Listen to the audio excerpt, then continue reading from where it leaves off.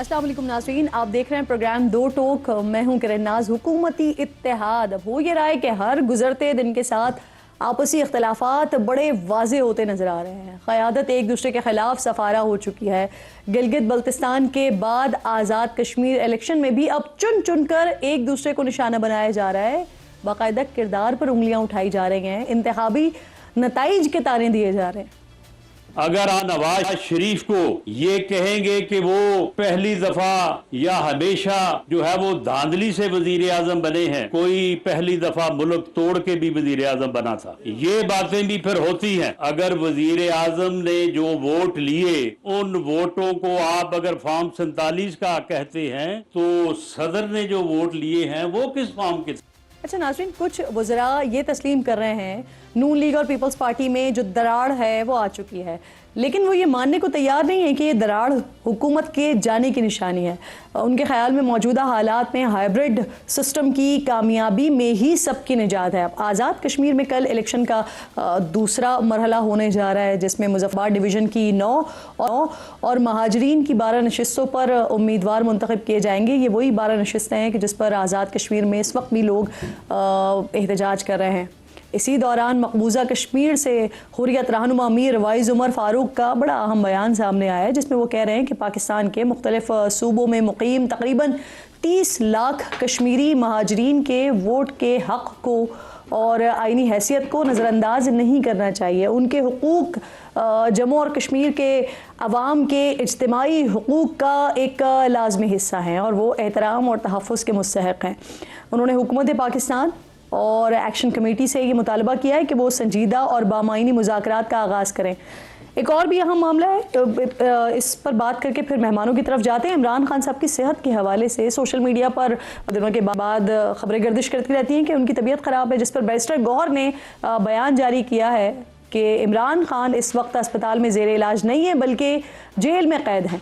तो इन तमाम इशूज़ पर, अहम इशूज़ पर बात करने के लिए प्रोग्राम में मेरे इंतहाई मोअज़्ज़ज़ मेहमानों में स्टूडियो में मुझे सेनेटर अफनानुल्लाह साहब ज्वाइन कर रहे हैं। आपके वक्त की बेहद शुक्रगुज़ार हूँ। अस्सलाम वालेकुम। इसके साथ साथ वज़ीर इत्तलात खैबर पख्तूनख्वा जनाब शफ़ी जान साहब भी साथ मौजूद हैं, आपके वक्त की भी शुक्रगुज़ार हूँ। इसके साथ साथ कादिर मंदुक़ैल साहब पाकिस्तान पीपल्स पार्टी के अहम रहनुमा हैं। तीनों मोअज़्ज़ज़ मेहमानों की शुक्रगुज़ार हूँ। शफ़ी जान साहब, ज़रा आपसे बात का आगाज़ कर लेते हैं। सबसे पहले खान साहब की सेहत के हवाले से ही बात कर लेते हैं। हर थोड़े दिनों के बाद हम देखते हैं सोशल मीडिया पर इस तरह की खबरें गर्दिश कर रही होती हैं। अब आज बाकायदा तौर पर बैरिस्टर गौहर साहब ने इस बात की कि खान साहब की सेहत के मुताल्लिक इस वक्त कोई खदशात हैं या वो अस्पताल में हैं, उन्होंने इस चीज़ को न सिर्फ इसकी तरदीद की है बल्कि उन्होंने कहा है कि मुताल्लिका ज़राए ने उनको बताया है कि खान साहब सेहतमंद भी हैं और जेल में भी हैं। तो सर, आप भी कंफर्म कर रहे हैं इस बात को, और साथ साथ कि मुताल्लिका ज़राए कौन है जिन्होंने बैरिस्टर गौहर को बताया है? सबसे पहले किरण साहिब आपका शुक्रिया। देखिए, मुतल्लिक़ ज़राए तो गौहर साहब ही बता सकते हैं, उनसे राब्ता हुआ होगा। मुझसे तो कोई राब्ता नहीं हुआ, ना ही हुकूमत से, खैबर पख्तूनख्वा से किसी का राब्ता हुआ। वो बेहतर बता सकेंगे कि मुतल्लिक़ ज़राए कौन से हैं। अगर वो इस बातों की तरदीद कर रहे हैं तो वो हकीकत पे मबनी होगी। देखिए, बात बड़ी वाज़ेह है किरण साहिब, अगर इस किस्म के हालात जब बना दिए जाते हैं, जब आप एक आदमी को 9 महीने कैद तन्हाई में डाल देते हैं, इमरान खान साहब जो कि 90% लोगों का, पाकिस्तानी लोगों का लीडर है, इसको आप कट ऑफ कर लेते हैं।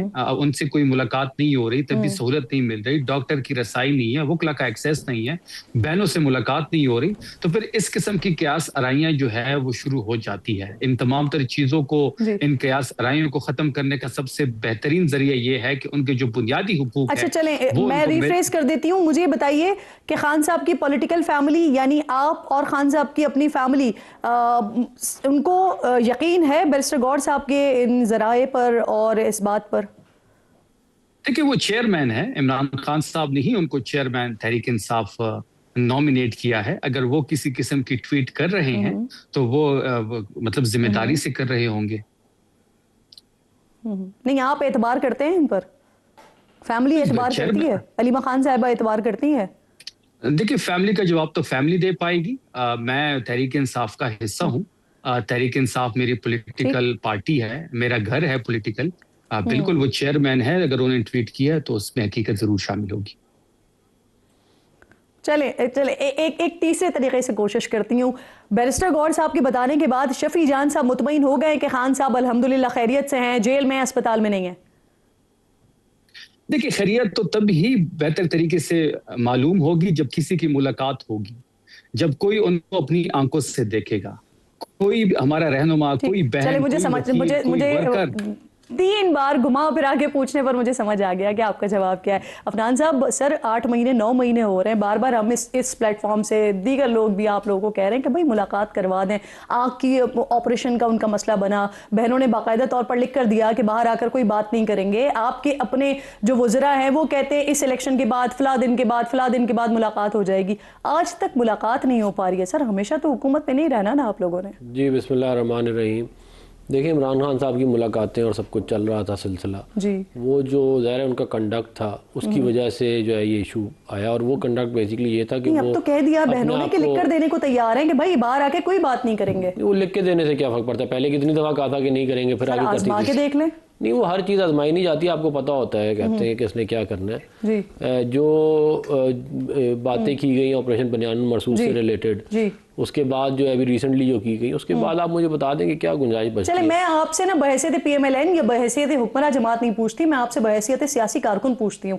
सर जस्टिफाइड है ये कि सियासी कैदी उनको जो है वो 8-9 महीने जेल में रखना और फैमिली को मिलने ना देना? सर हर कैदी के राइट्स होते हैं सर। देखिए, वो फैमिली जो है वो मिल के आएगी और वो आके बाहर आके जो है वो मुल्क के खिलाफ और अपना मुल्क के इदारों के खिलाफ जो है वो बातें करेंगे।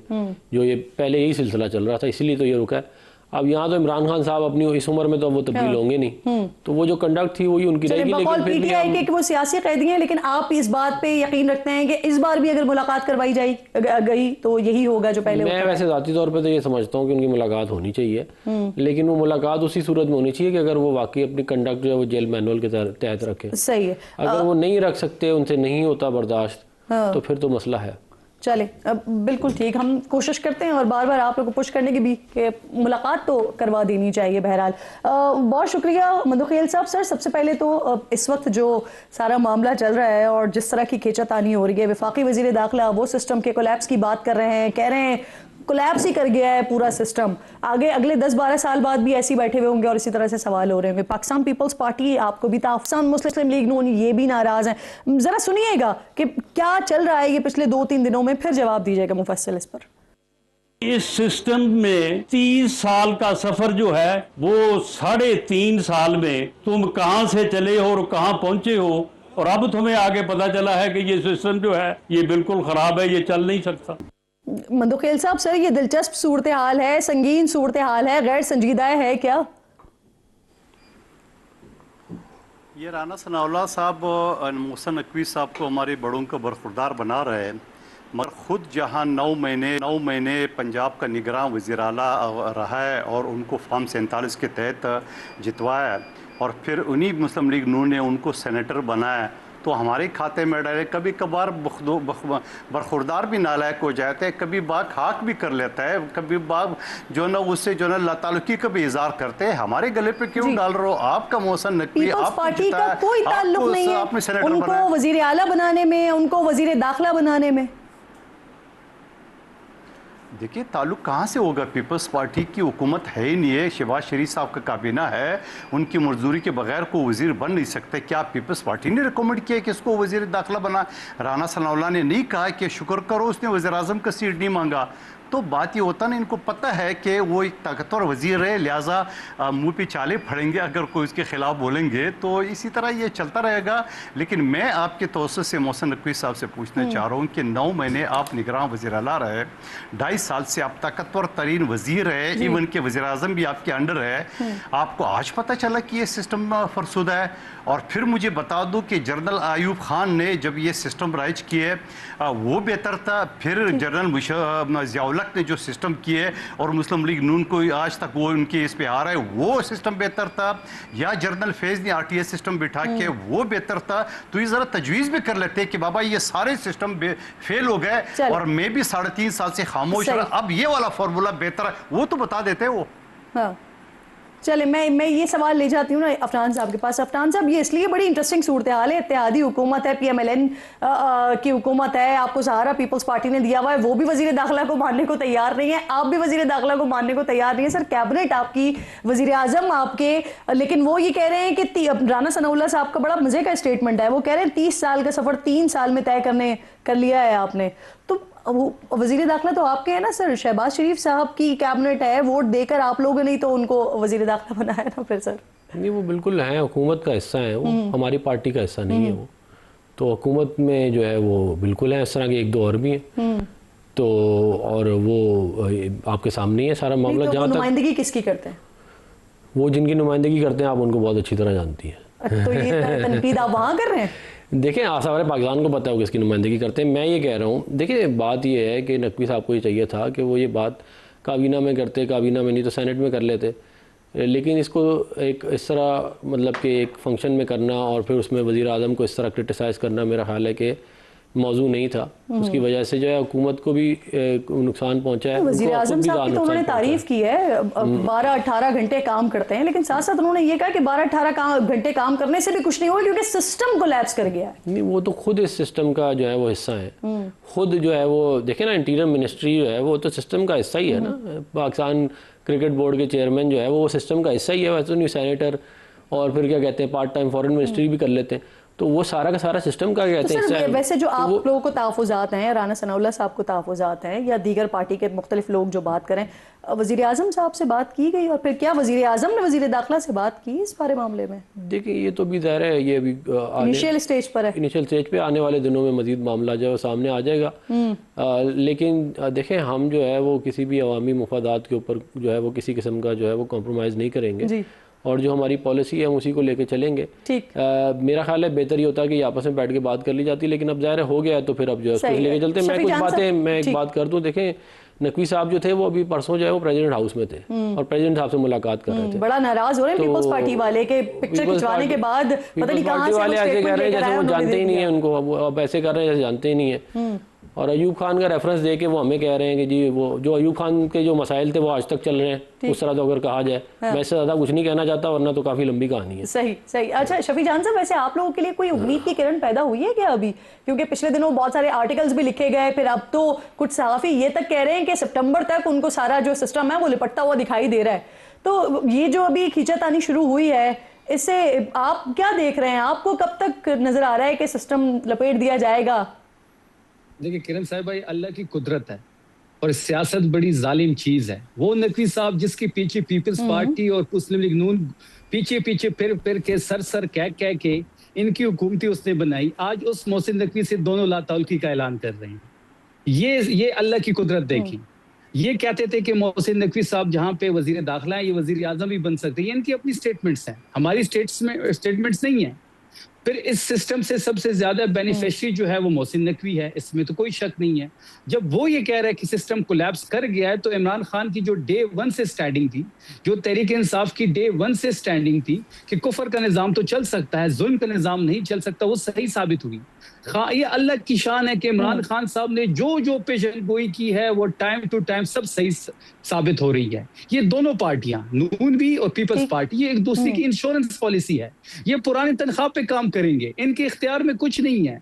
एक की ख्वाहिश है कि उसकी बेटी वजीर आजम बने, जो उसके लिए सियासत कर रहा है, वो हर हद तक गिर सकता है वो शिकस्त खुर्दा आदमी। और दूसरी की ख्वाहिश है जो दावत पीपल्स पार्टी की तरफ से आपको मिली है वो आप लोग कबूल नहीं कर रहे हैं।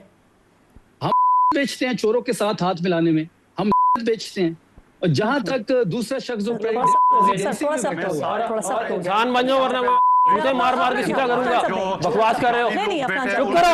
बेचने की बात की मैं तुम मेरे साथ आके बैठ के तुम्हें जूते मार के सीधा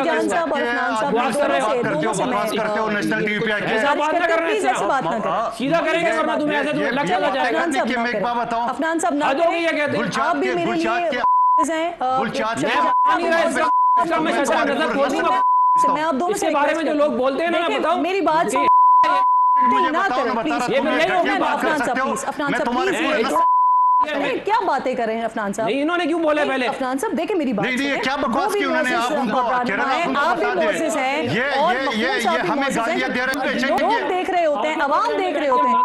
मैंने उनको रोका ना, लेकिन देखें मैंने तमाम जो मेरे तीनों मौजूद मेहमान यहाँ पे बैठे हुए हैं, मैंने इन तमाम के माइक्स को इस वक्त क्लोज करवा दिया है, क्योंकि ये तर्ज तखातुब और ये गुफ्तगू डेफिनेटली अच्छी नहीं है। अगर हम ब्रेक ले सकें क्या, हम एक चलें, ठीक है, हम इस सिलसिले को थोड़ा सा आगे बढ़ाते हैं। मखदूम साहब, मैं आपकी तरफ, कादिर साहब, मंदुखिल साहब, आपकी तरफ सवाल लेकर आ रही हूँ।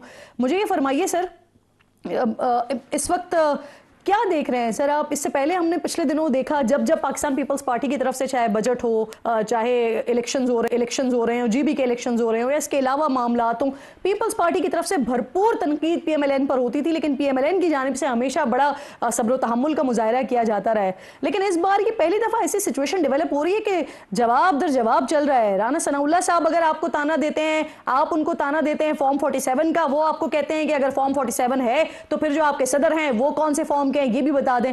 तो सर ये मामला यहां तक कैसे पहुंच गए कि अब बाकायदा पीएमएलएन की तरफ से आपको जवाब आने लगा है?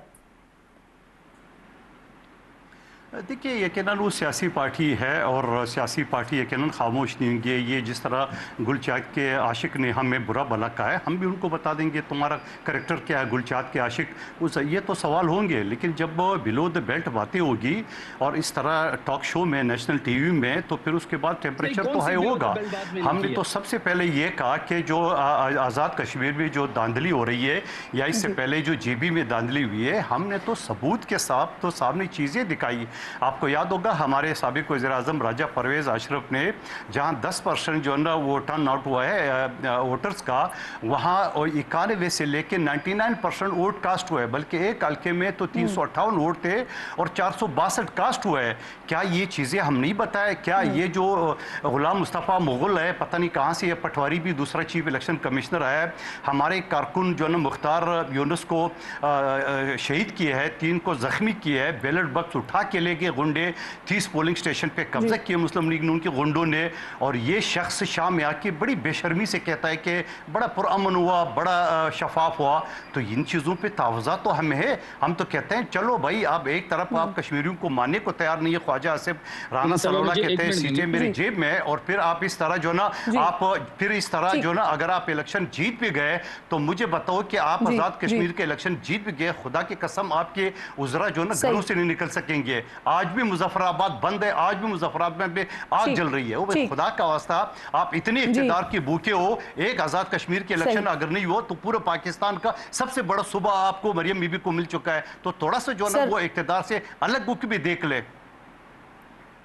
सर रानुमा है आप तीनों जो मौजूद मेहमान यहाँ पर बैठे हुए हैं, तो मैं आप तीनों से गुजारिश करूंगी कि नेशनल टीवी है, लफ्ज़ों का जो इंतखाब करें वो ज़रा संभल के करें। शफी जान साहब, मैं आपकी तरफ लेकर आ रही हूँ, लेकिन मैं गुजारिश करूंगी आपसे कि आपने जो बात करनी है आप करें, लेकिन प्लीज़ ज़रा लफ्ज़ों का इंतखाब सोच समझ कर करें।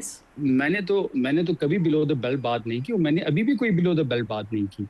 पता नहीं, मुझे तो आवाज नहीं आ रही थी। अफनान साहब ने वहां जो भी बात की, मुझे तो कोई आवाज नहीं आई उसकी, और मैंने आपसे बार बार पूछा कि वो क्या फरमा रहे, मैंने कोई बिलो द बेल्ट। चलें, बहुत अच्छी बात है आपको नहीं आई। मैं चाहती हूँ कि हम जो है वो अफहाम और तफहीम के साथ बात करें।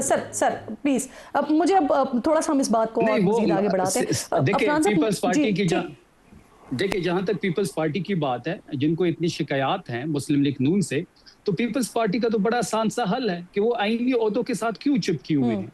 जब ये हुकूमत नाकाम हो चुकी है, ये सिस्टम कोलैप्स कर चुका है, ये फॉर्म 47 की हुकूमत है, तो फिर आप आईनी ओहदों से इस्तीफे दे दें।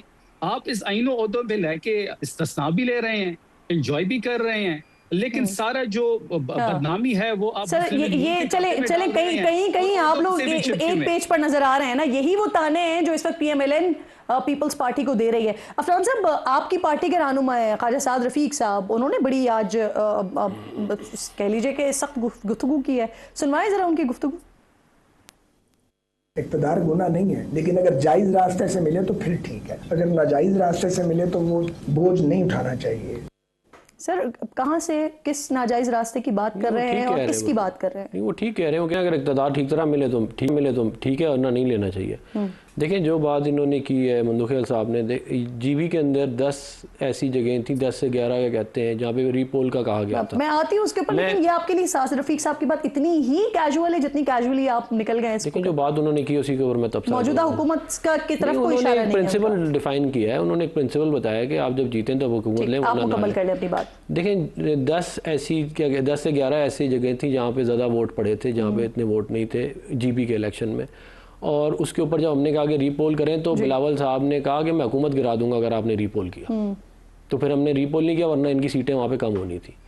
तो ये जो एजेके के इलेक्शन में ये कह रहे हैं ना कि जी ये हो गया, तो ये उसका जो एविडेंस है वो कौम के सामने ले आए। देखिए ना, खाली कह देने से तो नहीं होगा ना। तो अभी भी कह रहे हैं ना कि मैंडेट अगर चोरी किया गया तो हुकूमत गिरा देंगे। सर वैसे गिलगित के कितने हलकों में जो आपने यहाँ पर बड़ा फामो तफहीम का मुजाहरा कर दिया कि फिर आपने रीपोल किया, रिकाउंटिंग की नहीं, फिर वहाँ पर रिकाउंटिंग नहीं की हमने, 2 हलकों में था बस, 2 हलकों में जो 2 हल्के ऐसे थे जो आपको लगता है कि वो आप जीत जाते? वो रीपोल नहीं होने दिया इन्होंने वहाँ। नहीं, अगर वो होते तो आप हम जीत जाते, क्योंकि उधर भी ऐसे ही हुआ था कि जितने वोट नहीं थे उतने ज़्यादा वोट पड़ गए थे। सही है। तो अब इस देखिए बात ये है कि जो भी कहीं कोई इलेक्शन में अगर कोई मसले हैं तो उसका तरीका ये है कि आप उस पर्टिकुलर इशू को हाईलाइट करें, बजाय इसके आप कहेंगे जी सारा इलेक्शन ऐसे। भाई हमारे हाथ में तो वहाँ हुकूमत है नहीं, हुकूमत आपकी है, पीपल्स पार्टी का जो है वो वजीर आजम है, उनके एसी है, उनका डीसी है, उनका आईजी है। एक छोटा सा ब्रेक लीजिए नाज़रीन, ब्रेक के बाद वापस आते हैं।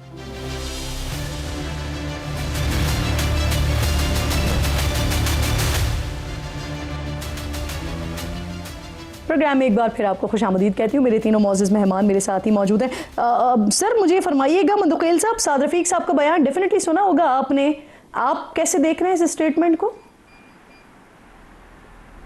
देखिए, जहाँ तक मैंने सुना उनका स्टेटमेंट वो यही कह रहे हैं कि चोर दरवाजे से इक़्तिदार लेने की ज़रूरत नहीं है, उससे बेहतर है कि आप साइड पे बैठे। क्या फ़र्क पड़ता है अगर पीटीआई का हुकूमत आ जाए आज़ाद कश्मीर में, जमात इस्लामी का आ जाए, ये वो बात किसकी कर रहे हैं? ज़रूरी है कि आपकी हुकूमत आ जाए? ठीक है, बात ये कहने का इन सारी चीज़ों का जो ये सेनेटर साहब फरमा रहे हैं, कल राजा परवेज़ अशरफ साहब जो हमारे साबिक वज़ीर-ए-आज़म हैं, उन्होंने बाकायदा सारे सबूत और डॉक्यूमेंट्स के साथ चीफ इलेक्शन कमिश्नर को आईना दिखा दिए कि ये है तेरे करतूत और इस तरीके से आप इलेक्शन करा रहे हो। तो इस इलेक्शन में मैं कहूँगा कि आपको आज़ाद कश्मीर पंजाब नहीं समझना चाहिए, वहाँ हिंदुस्तान का हमारे एक आईनी ओहदा है चीफ इलेक्शन कमिश्नर का, बड़े कुछ तो लिहाज करें सर। नहीं, देखिए आईनी ओहदा जो है ना, तो वो जीबी के इलेक्शन कमिश्नर भी पास था। तो अब मुझे वहाँ बताओ कि दिन भर खून खराबा हो रहा था, पोलिंग स्टेशनों पे कब्जा हो रहे थे और वो सारा दिन सत्तू पी के सोया होता और रात में कह रहे बड़ा शफाफ पुरअमन हो। कोई शर्म नहीं है इस बात को? किसने ये बात कहते हुए ये जरूर कहते हो फिर पीपल्स पार्टी ने जिस हल्कों पे सारे सबूत ये नहीं, मंदुकैल साहब आप तो मुझसे ज्यादा सर कानून जानते हैं, एक आईनी ओहदा है, उनके इख्तियारात के हवाले से आप जानते हैं, आपको डेफिनेटली चीफ इलेक्शन कमिश्नर से इख्तिलाफात हो सकते हैं, शफी जान साहब को भी चीफ इलेक्शन कमिश्नर से इख्तिलाफात हैं यहाँ मरकज में, लेकिन तनकीद अगर करें भी तो कम से कम सोच समझ कर तो करें सर, अल्फाज का चुनाव तो कम से कम बेहतर हो। करें कि ये हम देखिए, मैं वकालत से पिछले 32 साल से वाबस्ता हूँ, हमें कानून भी पता, इस आदमी के नाम के साथ जस्टिस भी लिखा हुआ है। हम ये करें खुदा रहा आपने जस्टिस की जो है ना सीट पे भी बैठे हुए आपने बड़े अच्छे शफाफ फैसले भी किए होंगे, लोगों को इंसाफ भी दिलाया होगा, लेकिन खुदा रहा इस तरह आवाम के सामने आके झूठ तो नहीं बोलो कि आप कह रहे शफाफ इलेक्शन हुआ है और पुरअमन हुआ है। हम बंदे मर रहे हैं, जख्मी हुए हैं, ब्लड बॉक्स उठा के ले रहे, 16,000 सीसीटी के लोग नून लीग के गुंडों के साथ पोलिंग स्टेशनों पे कब्जे करे हो रहे, कह रहे शफाफ इलेक्शन है। तो इससे बड़ा झूठ तो बेहतर है कि वो कम से कम स्टेप डाउन कर दे। सही। शफी जान साहब आप मुझे फरमाइएगा, अब पहली तारीख आज हो गई है, कुछ 3-4 दिन रह गए हैं, तो आप लोग फाइनल कर पाए क्या प्लान किया है आपने? 5 तारीख को सिर्फ जलसा करेंगे या कोई लॉन्ग मार्च वगैरह का प्लान कर रहे हैं, कर क्या रहे हैं? किरण साहिबा, 5 अगस्त को खान साहब की अगवा को 3 साल पूरे हो रहे हैं और खैबर पख्तूनख्वा में एक अजीम शान जलसा होगा जिसमें लाखों लोग शिरकत करेंगे। पंजाब के हर शहर में रैली निकाली जाएगी, बलोचिस्तान के हर शहर में, और कराची में हम पावर शो करेंगे। जहां तक 5 अगस्त की और खैबर पख्तूनख्वा की आपने बात की, आपने खैबर पख्तूनख्वा की बात की, तो सीएम अफरीदी साहब जो हैं वहां पे खिताब भी करेंगे, जहां पे हमारी अलायंस भी मौजूद होगी, तहरीक तहफ़्फ़ुज़ आईन पाकिस्तान, हमारी लीडरशिप भी मौजूद होगी। वहां पे हम फैसला कुन इमरान खान साहब यानी कराची में जलसा करेंगे, तो उसके लिए आपने एनओसी ले लिया है ऐसे हुकूमत से? और इसके साथ साथ ये कि JUIF भी फिर क्या आपके साथ स्टेज शेयर कर रही होगी? देखिए किरण साहिबा, हमने 7 मरतबा कराची में एनओसी के लिए अप्लाई किया, लेकिन खौफ इमरान खान इतना है कि वहाँ पे हमें एनओसी नहीं मिल रही। 12 दफा लाहौर में कर चुके हैं, लेकिन वहाँ भी उस फिजा, बिल्कुल आप जवाब दीजिएगा, उस फिजा पे इमरान खान साहब का राज है, लाहौर के फिजा पे, पंजाब के फिजा पे, वहाँ भी बड़ा खौफ है। तो वहां तो हमें कहीं जगह एनओसी नहीं मिल रही, लेकिन उसके बावजूद वहां पे पावर शो होगा। जहां तक आपने मौलाना फजल रहमान क्योंकि आपकी पार्टी में ही कुछ आवाजें ये भी आ रही थी कि लॉन्ग मार्च करना चाहिए, तो मौलाना साहब की तरफ से भी गालिबन यही कहा जा रहा था लॉन्ग मार्च का, तो ये है ऑप्शन में या नहीं है इस्लामाबाद की तरफ? बिल्कुल ऑन कार्ड है ये चीज। 3 से इसके अलावा 2 चीजें मजीद ऑन कार्ड्स हैं। जहां तक मौलाना फजल रहमान साहब की बात है, मौलाना फजल रहमान साहब से हम मशावरत में हैं और बड़ी पॉजिटिव डेवलपमेंट्स हो रही हैं। ये जो मीडिया पे क्यास आराइयां हो रही हैं कि मौलाना साहब ने ये डिमांड कर ली और तहरीक इंसाफ ने उनसे ये बात कही, अभी तक कोई ऐसी डिमांड उनकी तरफ से ना हमारी तरफ से हुई है, लेकिन हम बड़े क्लोज हैं तमाम तरह चीजों के, बड़ी पॉजिटिव मतलब चीजें हो रही हैं। थोड़ा सा ट्रस्ट का फुकदान है। मेरे प्रोग्राम में कामरान मुस्तफा साहब कह चुके हैं कि पाकिस्तान तहरीक इंसाफ से जो भी बात होगी वो ऑन रिटर्न होगी, कुछ भी बात बगैर लिखे नहीं होगी, ताकि दोनों जो है वो जो मामला तय पाए हों उस पर अमल कर सकें। देखिए फुकदान का जो एतमाद का फुकदान है, एतमाद का जो फुकदान है, एक तो ये मंदुखेल साहब को आज बड़ा ब्लड प्रेशर चढ़ा हुआ है, थोड़ा वेट कर ले अपनी बारी का। देखिए जहां तक एतमाद के फुकदान का बात है तो वो तहरीक इंसाफ की तरफ से भी है। हम खुद ये चाहते हैं कि इस बार जो भी GUI के साथ तय हो वो रिटन फॉर्म में हो, और बड़ी पॉजिटिव डेवलपमेंट्स हो रही है, और इस बार हम तहरीक में एज अ अलायंस आगे बढ़ना चाहते हैं। हम तमाम तरह सियासी कुव्वतों से बात कर रहे हैं, जो मकामी यहाँ पे जमातें हैं, जो मजहबी जमातें हैं, हम उनसे बात कर रहे हैं जो इस मौजूदा गैर आईनी गैर कानूनी हुकूमत के खिलाफ हो। सही। अच्छा मंदुखेल साहब, कल दूसरा मरहला होने जा रहा है आज़ाद कश्मीर में इलेक्शंस के हवाले से। बिलावल भुट्टो साहब ने जो धांधली के इल्जामात लगाए, फिर 2 अगस्त तक का उन्होंने अल्टीमेटम भी दिया था, तो कल वो भी खत्म होने जा रहा है। क्या प्लान किया है पाकिस्तान पीपल्स पार्टी ने? What next sir? जी, इस प्लान से पहले मैं आपको बता दूं कि PTI ने जो जनूबी पंजाब एहतियात से 100 दिन का मुआहदा किया, धोखा दिया है। PTI ने MQM के साथ मुआहदा किया, धोखा दिया है। PTI ने मौलाना साहब के साथ कई नशिस्तें की है, धोखा दिए जब ये स्पीकर के साथ उन्होंने मुज़ाकरात किए है। PTI ने मंजूर पश्तीन की PTM के साथ मुआहदा किया, 2 महीने से धोखा दिया है। तो आपने की कोई भरोसा नहीं करने वाला है, इन पे कोई भरोसा नहीं करने वाला है। सुन ले अब आप तसल्ली से सुन ले मेरे भाई, सुन ले मेरे भाई, तसल्ली से सुन ले। अभी तो आपने ही ऑफर की है PTI से हाथ बढ़ाया उनकी तरफ आपने सर। मैं किरण साहिबा, हम पीपल्स पार्टी इनकी तरबियत का अंदाजा अब यहाँ से लगा ले कि हम सियासी लोग हैं, हमने हाथ बढ़ाया है 2024 के इलेक्शन में भी। मजलिस की तरबियत का जबान आप देख ले कि क्या जबान इस्तेमाल की उन्होंने। और दूसरी बात मैं एक चीज ये बता दूं कि ये इससे पहले भी सर आप बता रहे हैं ना कि PTI ने अगर हमेशा धोखा दिया है, तो मैं इस पर सवाल कर रही थी कि इस बार तो आपने ही हाथ बढ़ाया। अगर आपको इतनी ज्यादा उनकी तारीख मालूम है तो फिर हाथ क्यों बढ़ाया आपने? लेकिन वक्त मेरे पास अनफॉर्चुनेटली बिल्कुल खत्म हो गया है। आखिरी वर्ड अगर आप कहना चाहें मंदुखेल साहब, जल्दी से कह दें प्लीज। मैं ये कह रहा हूँ, ये कराची जब सुहेल अफरीदी साहब आ गए, हार पुल पहनाया, हमारे वज़ीरों ने इस्तकबाल किए, 2 दिन तक कराची और हैदराबाद के सड़कों में भटकते रहे, मगर 40-50 गाड़ियों के साथ कोई आवाम इकट्ठे नहीं कर सके। ठीक है, लेट्स सी पास करते हैं आप लोग भी और PTI भी। आप तीनों मौजूद मेहमानों की मैं बेहद शुक्रगुजार हूँ। एक छोटा सा ब्रेक लीजिए नाज़रीन, ब्रेक के बाद वापस आते हैं।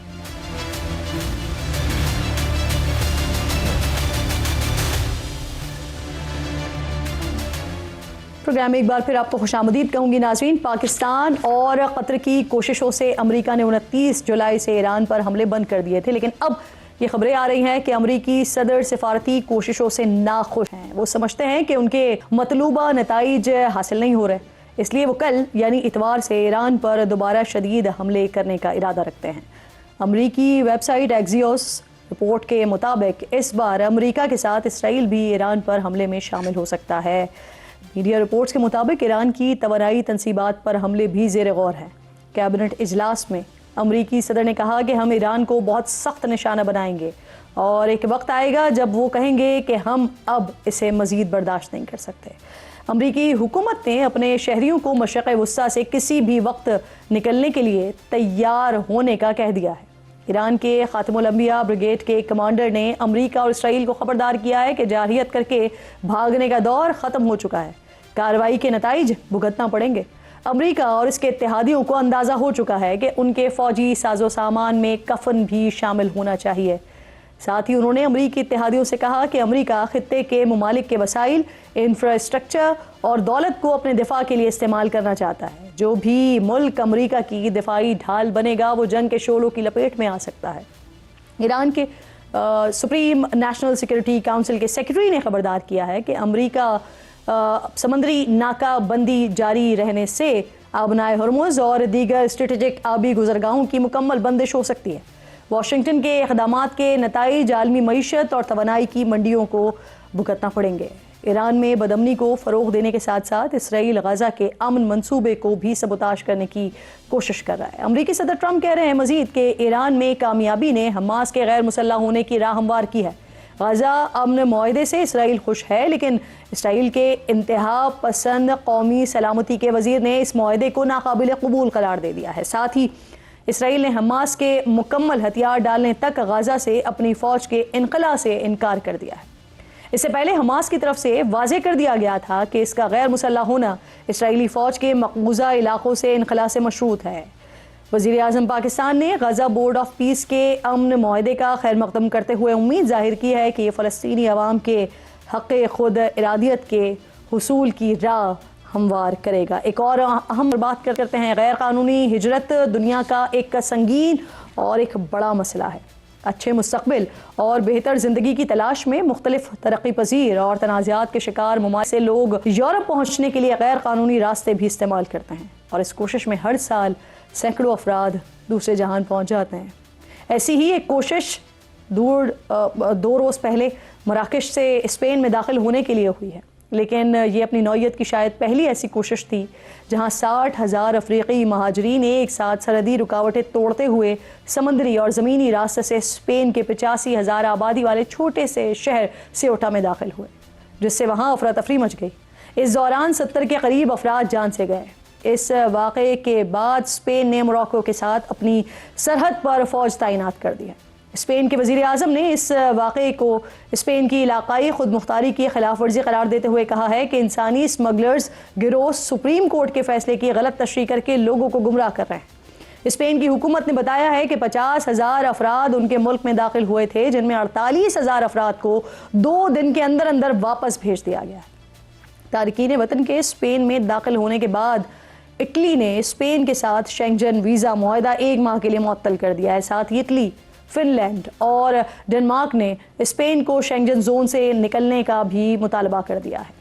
इन तीनों ममालिक का कहना है कि जो मुल्क बैरूनी सरहदों के तहफ़्फ़ुज़ में नाकाम रहे वो शेंगन का रुकन नहीं रह सकता। चेक रिपब्लिक ने स्पेन की शेंगन रुकनीत आर्जी तौर पर मुअत्तल करने पर भी जोर दिया है। शेंगन वीज़ा निज़ाम के तहत आम तौर पर 29 ममालिक में सफ़र बगैर किसी कानूनी रुकावट के किया जा सकता है। फ्रांस ने भी स्पेन के साथ सरहदी निगरानी सख्त करते हुए फौजी एहलकारों की तादाद बढ़ा दी है। पुर्तगाल के वज़ीर आज़म ने कहा है कि वो सरहदी कंट्रोल मज़ीद मजबूत करने पर गौर कर रहे हैं। इस रद्द-ए-अमल के जवाब में स्पेन के वज़ीर आज़म ने यूरोपियन कमीशन को लिखे ख़त में चंद यूरोपीय हुकूमतों के रवैये पर शदीद तहफ़्फ़ुज़ात का इजहार किया है और एक्स पर पिछले 5 सालों के दौरान यूरोप में मुख्तलिफ ममालिक में होने वाली गैर कानूनी हिजरत के नंबर्स भी शेयर किए हैं, जिनमें सबसे ज़्यादा गैर कानूनी हिजरत बरास्ता इटली हुई है। का वक्त अपने ख़िताम को पहुँचा। इंशाअल्लाह नाज़रीन से मुलाकात होगी कल। अपना और अपने मुल्क का ख़ास ख्याल रखिए। फ़लस्तीन को, मकबूजा कश्मीर को अपनी दुआओं में याद रखिए। अल्लाह निगहबान।